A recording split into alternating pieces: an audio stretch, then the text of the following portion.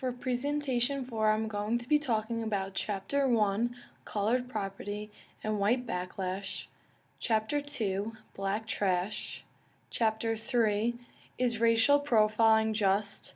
Making Criminal Policy in the Original Position, and lastly, Chapter 6, Justice Work and the Ghetto Poor.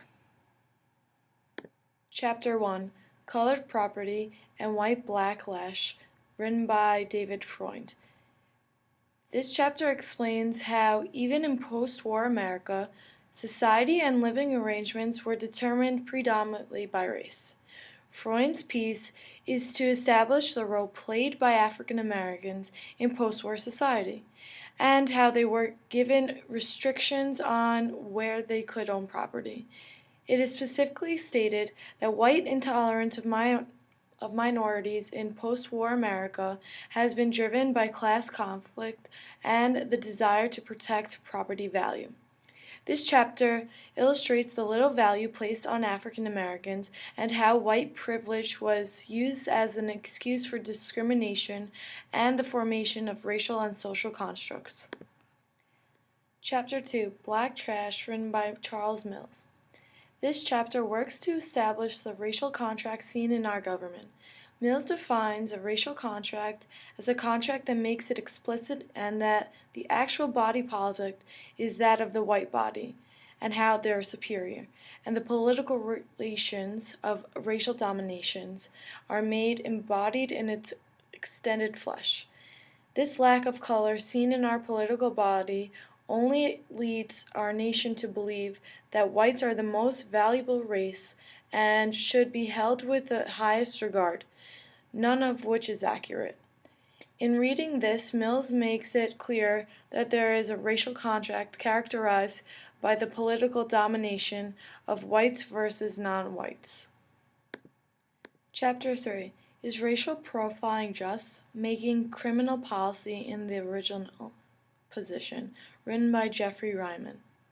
This chapter uses the concept of expressive harm to highlight how the practices of racial profiling are often unjust. Ryman argues that the claim made by others that racial profiling is merely an expressive harm because it triggers feelings of resentment and hostility for African Americans when investigated unlawfully by authoritative figures.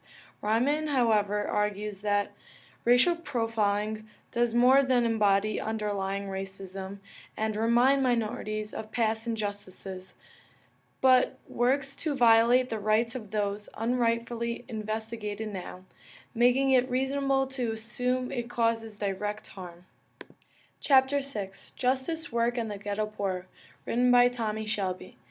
This chapter uses the idea of expressive harm to justify his claim that the ghetto poor often do not and should not feel an obligation to participate in the workforce as low-paid and unskilled laborers. Shelby states that there is an expressive harm towards unjust work, meaning that the ghetto poor are reminded of past injustices they have faced with slavery and demoralization when working with a demoralizing job.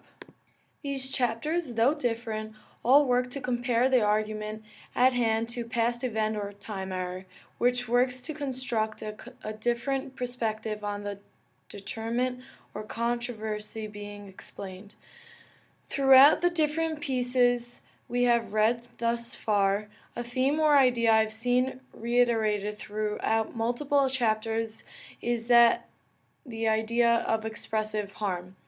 Though each author works to express a different claim through their piece, the chapters that do mention the idea of expressive harm versus direct harm can be tied together. Expressive harm is defined as the harm attached to a practice, or even if it occurs primarily because of harm attached to other practices or events, meaning that in certain events one can feel harm from something merely because this thing serves as a reminder of the past instance.